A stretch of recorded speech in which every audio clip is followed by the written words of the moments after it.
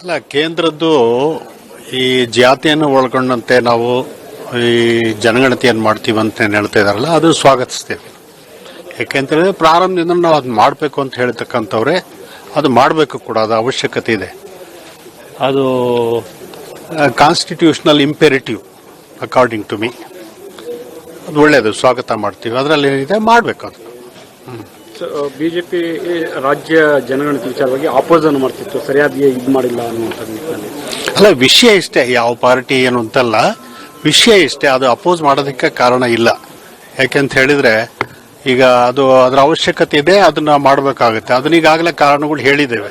ಈ ಜನಗಣತಿ ವಿಷಯ ಆಯಿತು, ಸಮೀಕ್ಷೆ ಆಯಿತು, ರಾಜ್ಯಗಳ ಮಟ್ಟದಲ್ಲಿ ಮಾಡತಕ್ಕಂಥದ್ದು ಯಾಕೆ ಅವಶ್ಯಕತೆ ಇದೆ ಅಂತಕ್ಕಂಥದ್ದು ಸಾಮಾಜಿಕದ ಹಿತದೃಷ್ಟಿಯಿಂದ ಸಂವಿಧಾನದ ನಿರ್ದೇಶನ ಕೂಡ ಅದು ಆಗುತ್ತದು. ಅದ್ರ ಜೊತೆಗೆ ಈ ಸರ್ವೋಚ್ಚ ನ್ಯಾಯಾಲಯ ಕೂಡ ಅನೇಕ ಬಾರಿ ಅದನ್ನ ಅಂಥದನ್ನ ಮಾಡಿಬಿಟ್ಟು ಏನೋ ನಂಬಲರ್ಹವಾಗಿರ್ತಕ್ಕಂಥ ಮಾಹಿತಿಗಳನ್ನು ತರಬೇಕು ಅಂತಕ್ಕಂಥ ಮಾತನ್ನು ಹೇಳಿದ್ದಾರೆ. ಆದ್ರಿಂದ ಅದರ ಅವಶ್ಯಕತೆ ಇದೆ. ಅಲ್ಲ, ಸಾಮಾಜಿಕ ಶೈಕ್ಷಣಿಕ ಸಮೀಕ್ಷಾ ವರದಿ ಬಗ್ಗೆ ನೀವೇನಾದರೂ ಅಲ್ಲ, ಸೆಂಟ್ರಲ್ ಗೌರ್ಮೆಂಟ್ ಆ ವಿಚಾರ ಪ್ರಸ್ತಾಪ ಆಗಿದೆ.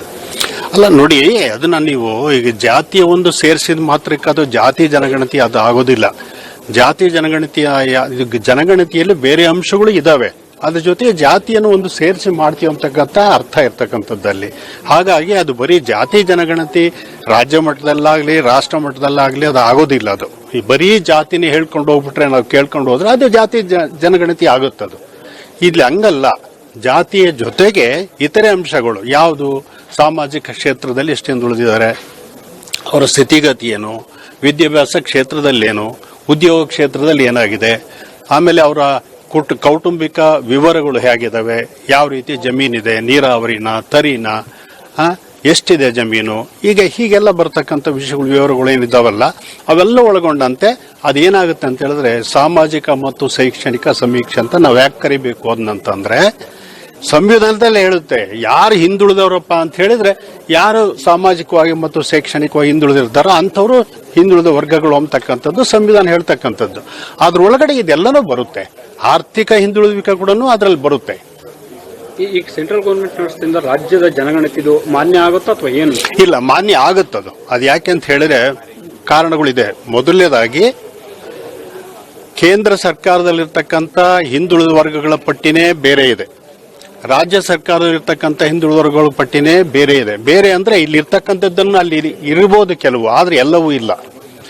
ಹಾಗಾಗಿ ಅದು ಒಂದು ಕಾರಣ ಇದೆ. ಆಮೇಲೆ ಈಗ ಇದು ರಾಜ್ಯದ ಮಟ್ಟದಲ್ಲಿರ್ತಕ್ಕಂಥ ಇದು ಮಾಡಿರ್ತಕ್ಕಂಥದ್ದನ್ನು ಕೂಡ ಸಮೀಕ್ಷೆಗಳು ಕೂಡ ಸುಪ್ರೀಂ ಕೋರ್ಟ್ನವರು 1996ನೇ ಇಸ್ವಿನಲ್ಲಿ ಏನು ಸರಿ ಅಂತ ಒಪ್ಕೊಂಡಿರ್ತಕ್ಕಂಥ ತೀರ್ಪುಗಳಿದ್ದಾವೆ ಸುಪ್ರೀಂ ಕೋರ್ಟ್ನಲ್ಲಿ ಕೂಡ. ರಾಜ್ಯ ಮಟ್ಟದಲ್ಲಿ ಮಾಡಿರ್ತಕ್ಕಂಥ ತಪ್ಪು ಅಂತ ಹೇಳಿಲ್ಲ ಸುಪ್ರೀಂ ಕೋರ್ಟ್, ಅದು ಒಪ್ಕೊಂಡಿದೆ. ಬಿಜೆಪಿ ನಾಯಕರು ಕೇಂದ್ರ ನಡೆಸೋದ್ರಿಂದ ರಾಜ್ಯದ ಜನಗಣತಿಗೆ ಅದಕ್ಕೆ ಬೆಲೆ ಇಲ್ಲ ಅನ್ನೋ, ಮೌಲ್ಯ ಇಲ್ಲ, ಅದಕ್ಕೆ ಅಮಾನ್ಯ ಅನ್ನುವಂಥ. ನಾನು ಅದನ್ನೇ ಹೇಳಿದ್ದು. ಯಾವ ಪಕ್ಷಾತೀತವಾಗಿ ನಾನು ಹೇಳ್ತಾ ಇದ್ದೇನೆ. ವಿಷಯ ಏನಪ್ಪಾ ಅಂತ ಹೇಳಿದ್ರೆ ರಾಜ್ಯ ಮಟ್ಟದಲ್ಲಿ. ಆಮೇಲೆ ಇನ್ನೊಂದು 102ನೇ ತಿದ್ದುಪಡಿ ತಗೊಂಬಂದು ಸಂವಿಧಾನಕ್ಕೆ. ಆ 102ನೇ ತಿದ್ದುಪಡಿನಲ್ಲಿ ರಾಜ್ಯಕ್ಕಿರ್ತಕ್ಕಂಥ ಹಕ್ಕನ್ನು ಹಿಂದುಳಿದ ವರ್ಗಗಳನ್ನ ಗುರುಸ್ತಕ್ಕಂಥದ್ದು, ಅವ್ರ ಕಾರ್ಯಕ್ರಮಗಳು ಕೊಡ್ತಕ್ಕಂಥದ್ದು, ಇಂಥ ಒಂದು ಕಾರ್ಯಕ್ರಮ ಹಮ್ಮಿಕೊಳ್ತಕ್ಕಂಥದ್ದನ್ನ ತಪ್ಪು ಅಂತ ಹೇಳಿಲ್ಲ. ಅಲ್ಲಿ ನಾವೆಲ್ಲ ಒಂದು ಮಾತನ್ನು ಹೇಳಿದ್ವಿ. ಏನಪ್ಪಾ ಅಂತ ಹೇಳಿದ್ರೆ, ಇದು ಒಕ್ಕೂಟಕ್ಕೆ ತೊಂದರೆ ಆಗುತ್ತೆ, ರಾಜ್ಯದಲ್ಲಿ ಇರ್ತಕ್ಕಂಥ ಹಕ್ಕುಗಳನ್ನ ಮೊಟಕು ಮಾಡಿದ್ರೆ ಒಕ್ಕೂಟ ವ್ಯವಸ್ಥೆಗೆ ತೊಂದರೆ ಆಗುತ್ತೆ ಅಂತಕ್ಕಂಥ ಮಾತನ್ನು ಹೇಳಿದಾಗ, ಅವಾಗ ಇದು ಇಲ್ಲ, ರಾಜ್ಯ ಮಟ್ಟದಲ್ಲಿ ಇರ್ತಕ್ಕಂಥ ಹಕ್ಕನ್ನು ನಾವು ಕಿತ್ಕೊಳ್ಳೋದಿಲ್ಲ, ಏನೋ ಹಿಂದುಳಿದ ವರ್ಗಗಳನ್ನ ಗುರುತಿಸಿ ಅವ್ರಿಗೆ ಕೊಡ್ತಕ್ಕಂಥ ಕಾರ್ಯಕ್ರಮ ಕೊಡ್ತಕ್ಕಂಥದ್ರಲ್ಲಿ ರಾಜ್ಯಕ್ಕೆ ಸ್ವಾತಂತ್ರ್ಯ ಇದೆ ಅಂತಕ್ಕಂಥ ಮಾತನ್ನು ಕೂಡ ಅವಾಗ ಹೇಳಿದ್ದಾರೆ. ಸೇಮ್ ಈಗ ಶಿಫಾರಸು ಮಾಡ್ತೀವಿ ಕೇಂದ್ರಕ್ಕೆ ಅನ್ನುವಂಥ ಮಾತನ್ನ ಸಂಪುಟದಲ್ಲಿ ಇದನ್ನ ಅಲ್ಲಲ್ಲಿ ಈಗ ತೀರ್ಪು ತಗೊಂಡ ಮೇಲೆ ಇದು ಇವಾಗ ಅವ್ರ ಉದ್ದೇಶ ಏನಿದೆಯೋ ಗೊತ್ತಿಲ್ಲ ನಮಗೆ. ಏನ್ ತೀರ್ಮಾನ ತಗೊಳ್ತಾರೆ ಅದ್ರ ಆಧಾರದ ಮೇಲೆ ಕೇಂದ್ರ ಸರ್ಕಾರ ಕೇಳ್ಬೋದು, ತಪ್ಪೇನಿದೆ. ನಿಮ್ ನಿರೀಕ್ಷೆ ಏನ್ ಸರ್ ಈ ವಿಚಾರದಲ್ಲಿ? ಅಲ್ಲಲ್ಲ, ಅದು ಕ್ರಮ ಏನಿದೆ ಅದನ್ನ ಮಾಡ್ತಾರೆ. ಈಗ ಸರ್ಕಾರಕ್ಕೆ ಕೊಟ್ಟಾದ್ಮೇಲೆ ಒಂದು ವರದಿಯನ್ನು ಅವರು ಅದನ್ನ ಸರಿಪಡಿಸ್ಕೊಂಡು ಮಾಡ್ತಕ್ಕಂಥದ್ದು ಮುಂದಕ್ಕೆ ಸರ್ಕಾರದ ಇದು ಏನು ಕ್ರಮ ಏನಿದೆಯೋ ಅದನ್ನ ಅನುಸರಿಸ್ತಾರೆ. ಅವಶ್ಯಕತೆ ಇದ್ದಲ್ಲಿ ಕೇಂದ್ರ ಸರ್ಕಾರಕ್ಕೂ ಬರೀಬಹುದು. ನಮಸ್ಕಾರ.